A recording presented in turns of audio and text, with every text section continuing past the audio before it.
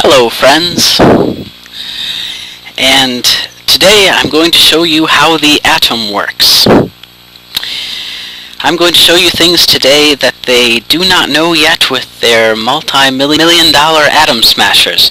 I'm going to show you things that they do not know in colleges. I think that you've probably seen this symbol. This is a nucleus here, and what they do is they put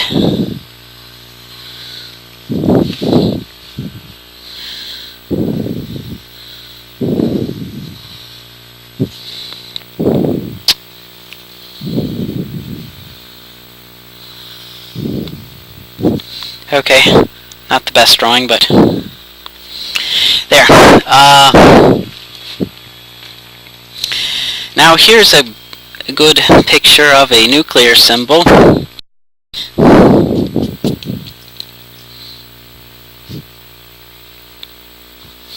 And then they have a little electron around the outside here. See, this is the symbol of a nuclear symbol, and it's believed that the electrons orbit the nucleus. Like this could be one electron orbital, this could be another electron orbital, this could be another electron orbital, that sort of thing. So we'll just put a little E here for electron. There. Now, that's the symbol for an atom. But this isn't the way it is.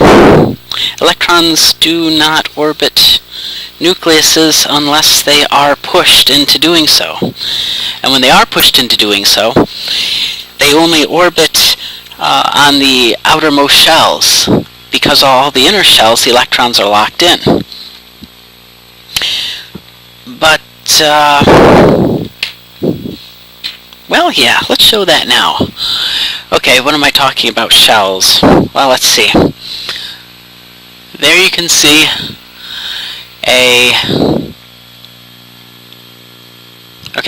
the center here, that's the nucleus. Here's an electron, here's an electron. It's a nice arrangement of two electrons around a nucleus. Obviously the electrons are much smaller than the nucleus, but here you can see a buffer around the electron. There's a buffer around the electron, a buffer around the electron, as represented by the beads. Now, isn't that something? We just filled in all the holes from the first one. See, this is what the first one looks like, and this, you can see just two. Here's two more beads, 1, 2. You look all the way around it, and you can see that I filled in every hole with more beads. If you count these beads, these orange beads, you get 4 on this side, 4 on this side, for a total of 8. That's filling the next shell in an atom. So see, this one fills 2, and now we filled 4 more. Now, if we were going to fill another shell, we'd have something that looked like this. You'll see that I filled all the next holes with more beads, which represent more electrons with their buffers around them. How many more beads in the next shell? How many more electrons are in the next shell to max out that shell in an atom? Well, you can just count the holes and stick beads in them. 1, 2, 3, 1, 2, 1, 2, 1, 2. So that's 2, 4, 6, 8, and then 9 on this side, 9 on this side. 9 plus 9 is 18. And indeed, if you look on a periodic table of elements, you'll find that that shell has exactly, when it's full, has exactly 18 electrons in that shell. But what about the next shell? Does it work out spatially to fill the next holes, to max out the next shell? Why, yes, it does indeed. And this is not coincidence. As you can see by counting, with the electrons filling all the holes, we've got 1, 2, 3, 4 here. If you look at the end, 4 times 4, because you got 1, 2, 3, 4 here. 4 times 4 is 16.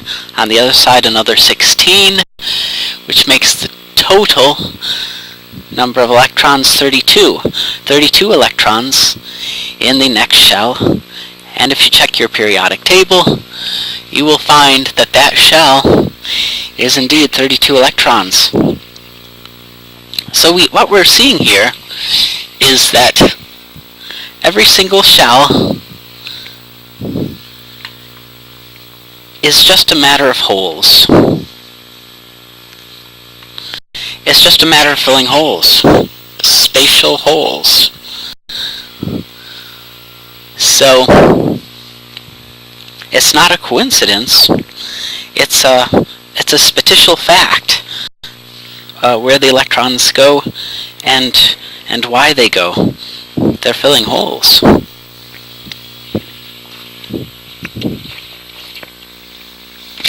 But what is this buffer that's around the electron that allows it to fill holes, and what is electric attraction in general? Well, I'm about to show you why cold fusion doesn't work. So, let's take a look at a hydrogen atom. Hydrogen atom is very, very simple. You see, with a hydrogen atom, we've got a nucleus. Just draw a nucleus. And we have only one electron, like it's in orbit around the... Okay, there we go. So, obviously the nucleus is much, much larger than the electron, and the nucleus of a hydrogen atom, well, there's only one proton in the nucleus, so we could replace this N with a P.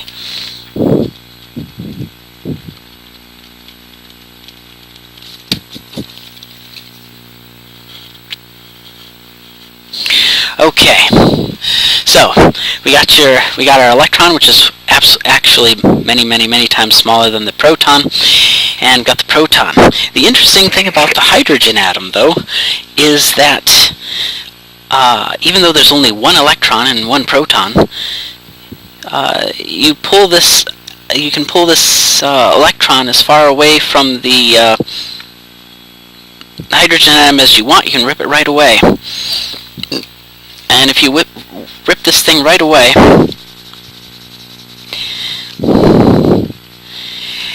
and say you bring it way, way out to, way, way up, far away, just rip it all the way completely away, and then bring it back, and then just let it feel the pull of the proton, and then just bring it back. It'll come back, and it'll actually boing, come back to here, and then it'll bounce a little back further and come back until it finds that place that it likes, right in a very particular spot around the nucleus. Now, why does it do that?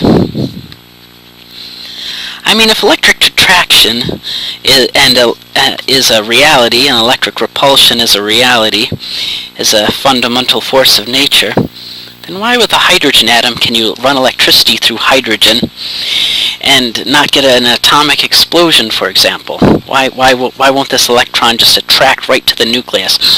Pew! Maybe it splits the atom, you know, boom! But, of course, it's just a proton in here. What's it really going to split, right? You know, protons are made of smaller things anyway, but just crash right into the proton. Instead, if you pull it away, return it, it's still going to be just like right there. And the answer is they don't know. But I know, because the proton has a buffer around it. Well, let's just draw it right here, I guess. Okay, the proton has a buffer around it, and it's like a cloud. The electron has a buffer around it. It's also like a cloud.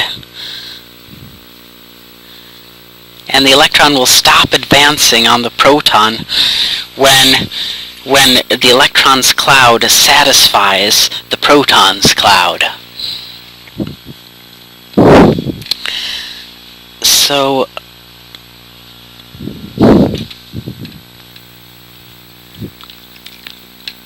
but then what are these clouds? Like, what is it made of? Well, as it turns out, like I was saying earlier, I believe, the electron, it does not have any special magical ability, nor does the proton have any special magical ability. It's just dirt. It turns out it's just stuff like anything else. It doesn't do anything. It's just, other than just be there. It's all a game of pressure, because you see, well, you could look at it like the electron has gravity. You could say that the electron has gravity and it's pulled in finer things than itself. And that's a good way of looking at it. Although gravity doesn't actually exist either, as I hope to explain later. But, see, around the electron, right,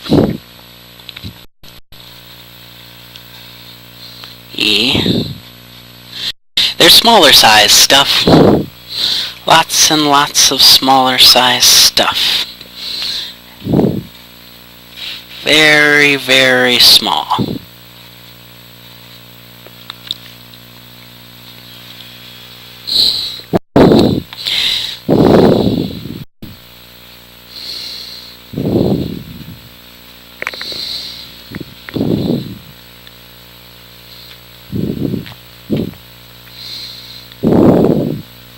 Now, of course, it's all the way around the electron. You know, it's everywhere, all the way around.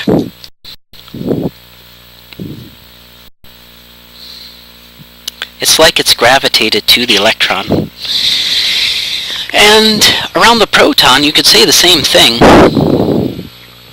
Around the proton,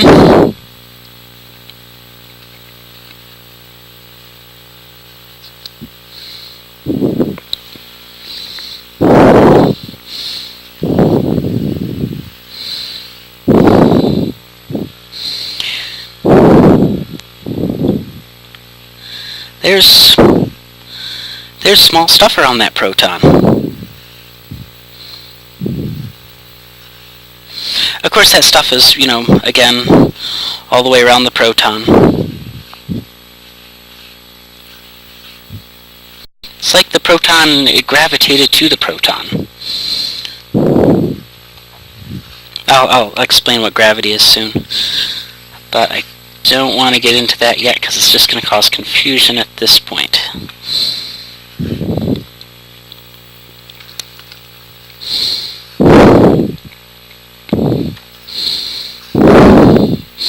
Okay. Now, of course, things are actually three-dimensional, and it's, you know, here we are representing three-dimensional things with two-dimensional objects. Anyway, what happens is the stuff that's around the electron fits between the pieces of what's around the proton, and as you can see, it's just a gigantic hole filling game. game that we're doing here.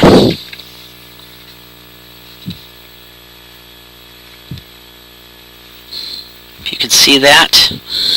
Suddenly the electron's cloud fits the holes in the proton's cloud. So why is the electron drawn in to the proton? It isn't. The electron is not drawn to the proton, and the proton is not drawn to the electron. What's really going on here is that the electron is pulled along by its own cloud, is being sucked into the holes that are around the proton. So say this piece gets sucked in, this piece gets sucked in, all these little pieces get sucked in, and it draws the electron along for the ride. But once these things have stopped moving in to fill the holes, then the electron stops advancing on the proton, and this electron just stays there. And so we see that it's just a hole-filling game. It's pressure. The general pressure of the entire matter universe is literally pushing them together. Because, obviously things don't suck, they're pushed together. That's the way pressure works. So, what does that mean for gravity?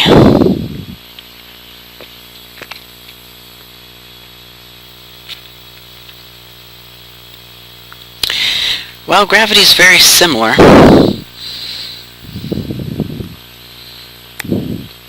You see, with gravity,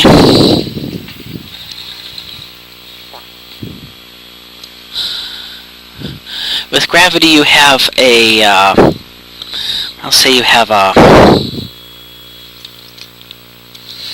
let's start with one ball. Okay. So here you have a ball, and to best cover this ball's surface, what you need is something that's shaped like this. See, wouldn't that something concave fit this surface best? But we don't have anything that's concave. So we use a variety of balls. Now, the reason why the biggest things fit the best would be because here you have a ball, and since we couldn't do something concave, because that doesn't really exist, we do the next best thing. Well, the next best thing would be a flat side, because see how much surface area it nearly tags. But we don't have anything flat either. So the next best thing that we can use is something that is large and round. See, this large object, say this is a big ball that just keeps going all the way around. Anyway, that's why you see how it's covering this side very, very well. And of course, to cover it even better, you could put some more balls in there, smaller ones, and that's the way it is.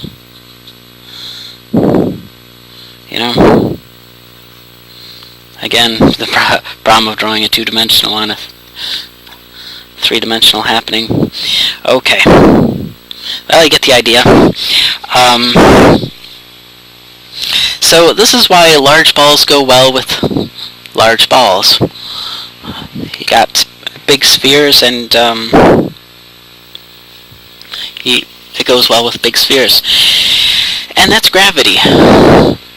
Because large objects want other large objects to cover their surface in the most efficient manner. But then how does gravity act at a distance? and that's because there's a variety of step sizes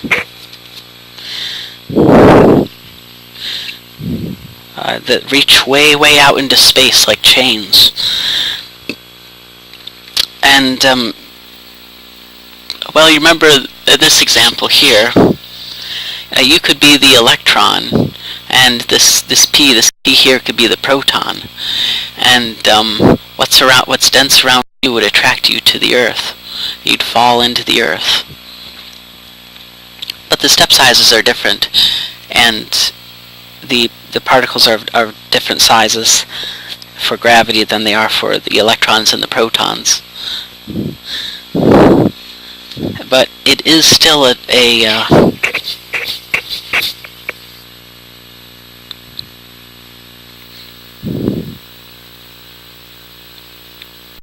it's still drawing you in one piece at a time, like a chain, like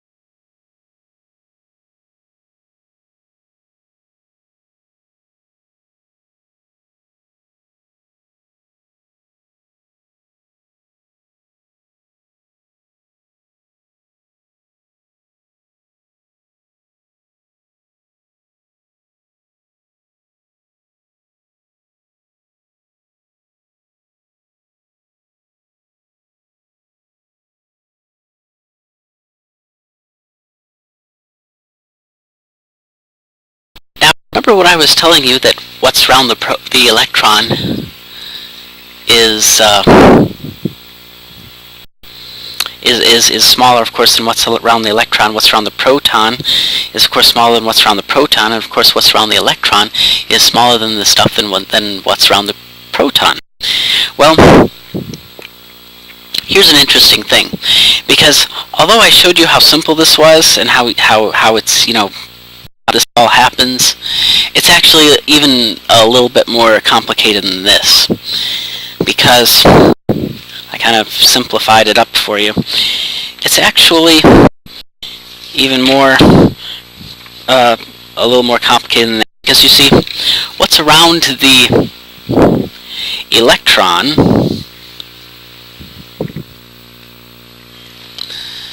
is, okay, here's an electron, and of course the electron is around the proton, but what's around the electron are these small things,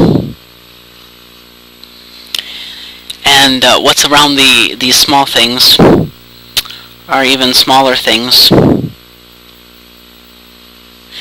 and what's around these small things are even smaller things still, and what's around those things are even smaller things still, and even smaller, and even smaller, and even smaller, and even smaller, and even smaller,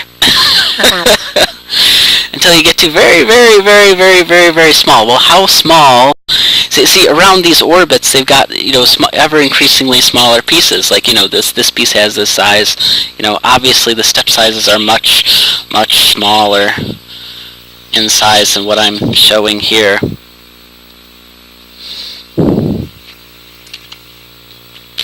The step sizes go very, very, very, very, very small. How small do they get? Where's the end of it? Well, the very, very smallest piece, the smallest piece that's ever around any other piece, because if you have like one piece here, then you've got this small pieces all around it, and around one of these pieces here, you have even smaller pieces around it. Smaller and smaller around one of these pieces, of course, you have even smaller pieces around it. All the way until you get to the very smallest piece. And the smallest piece is just an average size. And that average size is dictated by the general pressure of the entire matter universe pressing in on it. Because you see, space is not empty. It's full of matter.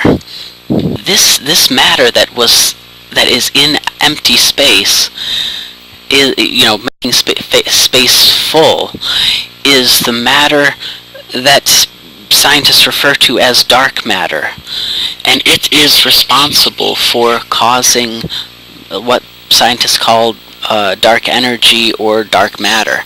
It's not dark, it's just small. And there's nothing special about it. It's just dirt, like any other dirt. It's just fine dirt everywhere. There's nothing special about it. It just exists. It's just there, just like everything else. There's no magic behind it other than it just exists.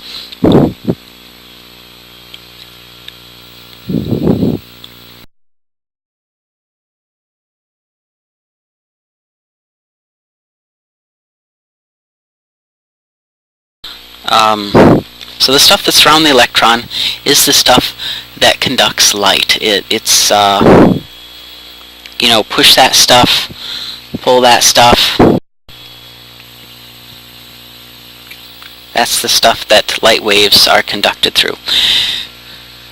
But we know for a fact, because of suction and the way things are pulled in, and the fact that larger pieces in this matter universe are hard to come by, but when they are, they're found with other larger pieces, and larger pieces still, and larger pieces still, and so on and so forth, that if you've got these smaller pieces through which light is conducted, beneath it there's step size smaller, like what we talked about. There's smaller pieces beneath this, and even further on, there's smaller pieces below that, and below that, and below that still, and below that still. What's interesting is the size that conducts light, then the next step size down will conduct a much more faster, not an electromagnetic wave anymore, but something that's not even, it's you couldn't detect it with an antenna, just like you couldn't hear it. Like how you cannot hear electromagnetic waves, but you can see electromagnetic waves if they're in the light spectrum. The same thing would be said of the next step size particles conducting waves. Because if you have this size, and this is where a new technology should be developed, because if you can conduct waves in this size matter, then the next step size down that must exist in order for this step size to exist you can also carry waves in that size matter. And what's important about that is that now you're producing something that I would be calling superluminous waves. Super meaning fast, better, faster, luminous meaning light. And what's the advantages of superluminous waves? Well, it'll have every advantage that electromagnetic waves have over sound waves. So if you're talking about superluminous waves, you're talking about a great increase in speed,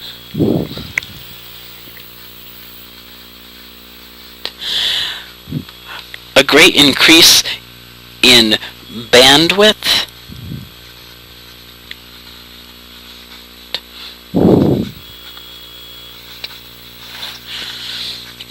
a great increase in the fraction of power required,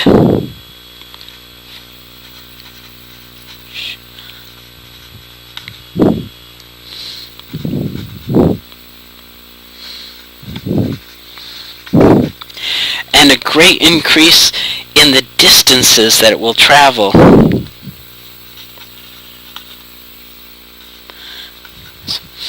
Because if space aliens were using some kind of a communication of a waves, electronic communication based, or something else based communication, they're not going to be using electromagnetic waves. There's no way they're going to be using electromagnetic waves. They're going to be using superluminous waves, which would be the next step size matter, or they're going to be using the next step size even below that. Why? Because they don't want it to take a lifetime or several lifetimes for the signal to reach distant out there. They're going to want it to arrive, almost instantaneous. So as sound is to light, the advantages that light has over sound. So you'd have the advantages of so too is super luminous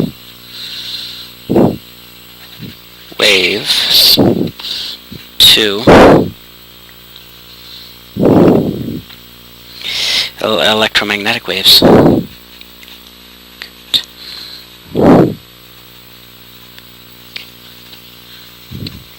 Well, anyway, so the idea is that superluminous waves will be way faster than electromagnetic waves,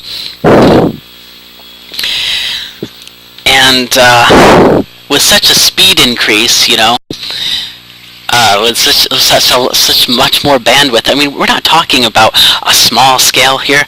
We're talking like something close to 1,000,000 times better.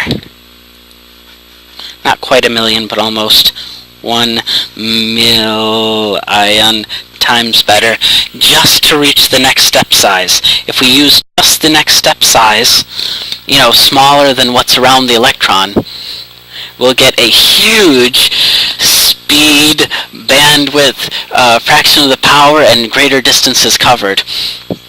And so this technology should definitely be developed, and as far as I know, it's not even being looked into.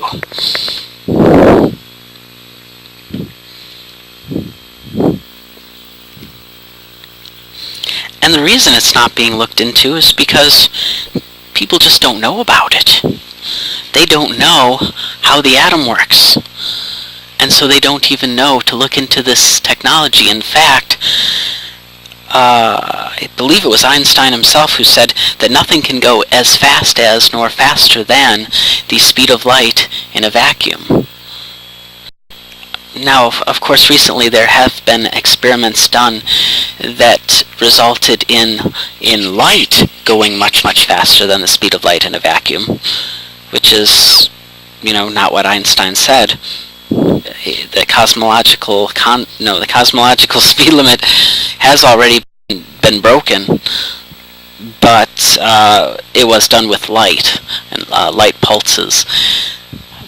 But they don't know about the matter that exists between the pieces, and that has to be there in order for these pieces to hold together.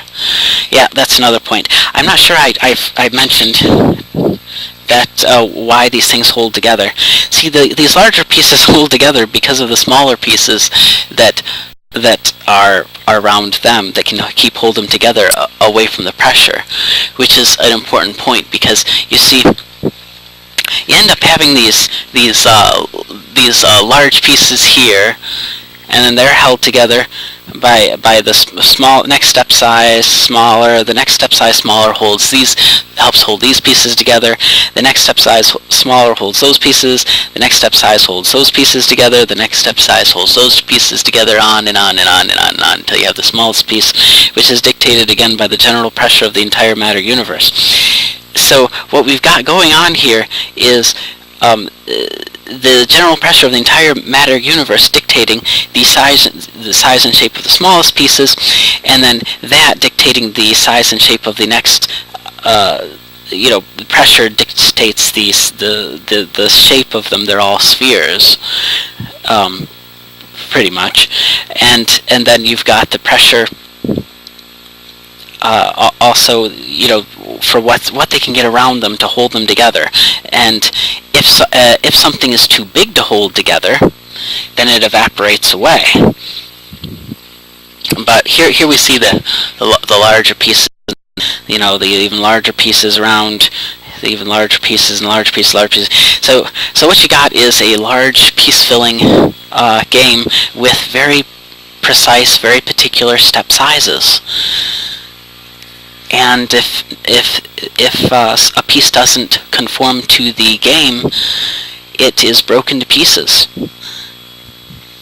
And that's how these subatomic, subelectronic universe works. It's just all pressure and balls.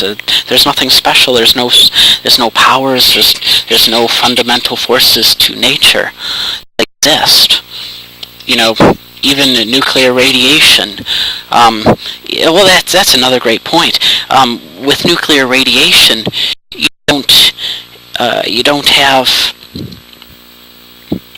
have atoms that are stable larger than bismuth. Why? Because atoms that are stable larger than bismuth, the atoms are too big. They evaporate away because they can't get enough pressure around them to be larger.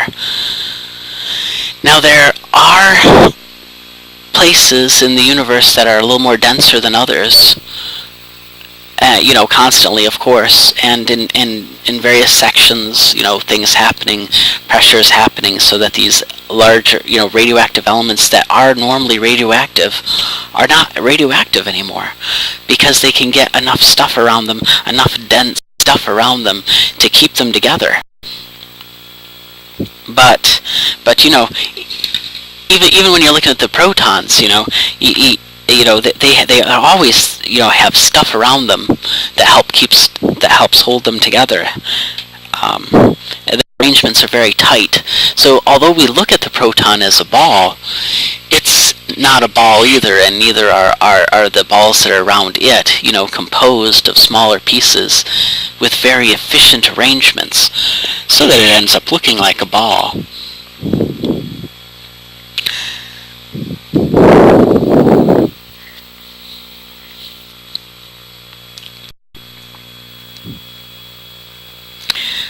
But that's why things evaporate away. The reason things evaporate away, radiation in other words, the weak nuclear force is what they call it, is because it's too dense for what's around it to help hold it together.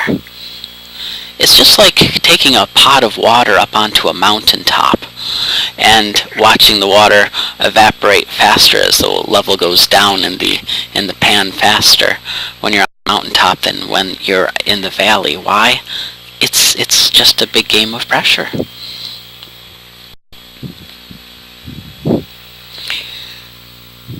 So let's see. So we demonstrated fusion here, and why the protons would stick together, would fuse. And we showed how fission would be pieces flying off.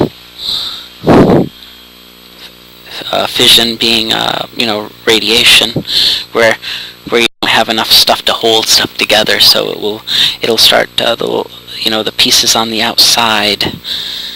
Yeah, the pieces that are far out. And why do the pieces on the outside fly out? Well, it's the same reason why this happens here, because there's too much buffering here going on, and what happens is the smaller pieces here rush in, like this piece here. It's going to fly off because these smaller pieces here are rushing in to fill the holes better than this guy was. Outside hole here was being filled by this, and that's why bombs happen. The nuclear bombs, the fission nuclear bombs. Why? Because if you have a fission nuclear bomb, you've got, let's see.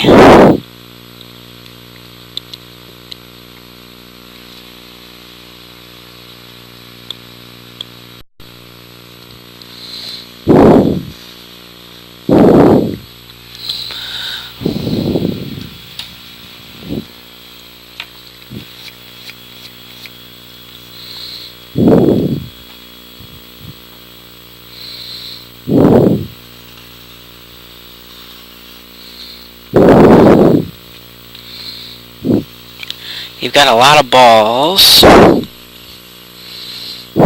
in, say, a nucleus. So here's your nucleus, but you got a lot of balls in there. Big, big balls.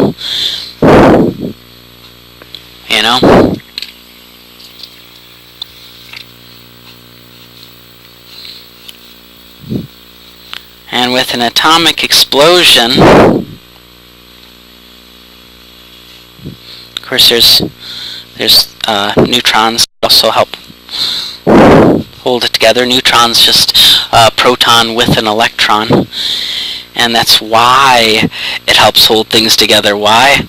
Because here you got it's a proton with an electron, and then this whole thing is called a neutron.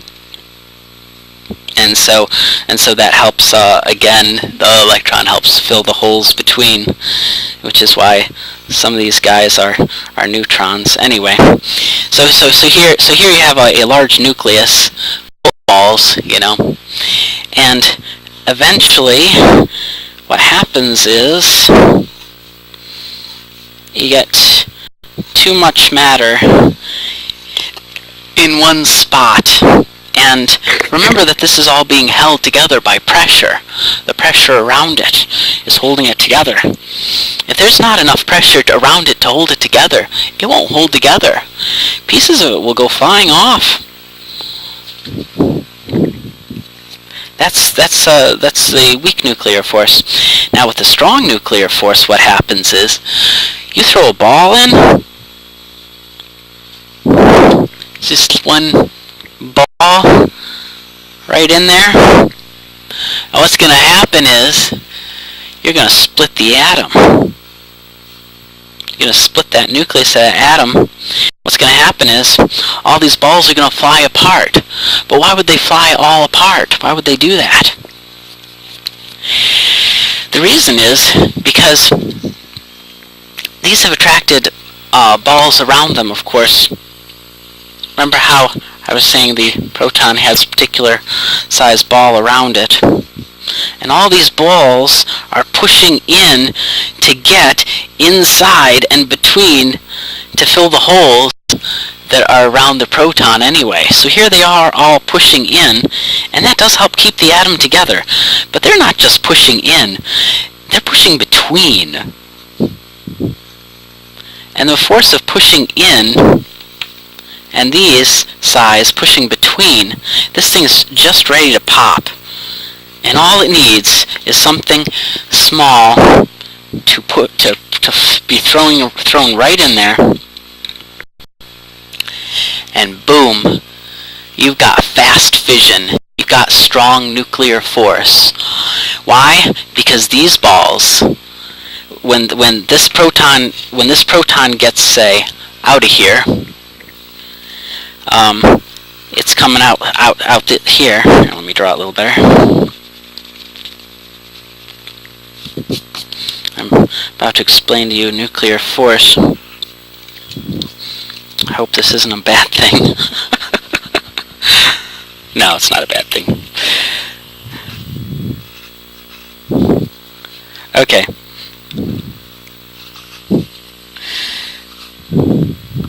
So what happens is these guys rush in to fill the holes, and when these guys on the outsides are rushing in to fill these holes here, and see these guys, right? You know, they were out here, and now they're rushing in. And so this stuff rushes in at the same time these bigger things that we can actually see are rushing out. Why? Because they're being pinched out by this stuff. And that's going to throw this cloud here that's rushing in is going to throw this out at a tremendous speed. And all these pieces get thrown out, and all the stuff that smaller stuff rushes in to fill the holes, and that is a nuclear explosion. Strong nuclear force. So that we can see that all of these things happen for a reason, that they're all mechanical, and they're all mechanically explained. There's really no strong nuclear force, as we can see. This is just a function of this existing, and the pressure of the whole matter universe pushing in on it, and these filling holes. It's all a game of matter filling holes, whether you're talking about gravity, strong nuclear force, weak nuclear force. If it's moving, electric attraction, electric repulsion. If it's moving, moving matter, you're talking about moving matter, it's just matter filling a hole. It's just the pile and then the hole. There is no force, nor is there any property to matter, other than matter just exists. That, in other words, substance. I know I probably shouldn't say matter, I should probably say substance, because matter means different things to different people. Anyway, substance exists, and that's all it is. It's just a game of pressure. It's just a game of, balls, spheres moving. It's just, pressure, spheres moving, and filling holes. And you won't find a force or property of matter or something that cannot be physically explained with simple mechanics, because it's all simple mechanics and it's all fully explainable. In my next lesson, I'll talk about how electromagnetic waves work and how the how magnets work, and we've already seen how the how the electric part works, how electric traction works. So next time I'll try and cover waves and magnets. Alright, thanks for watching.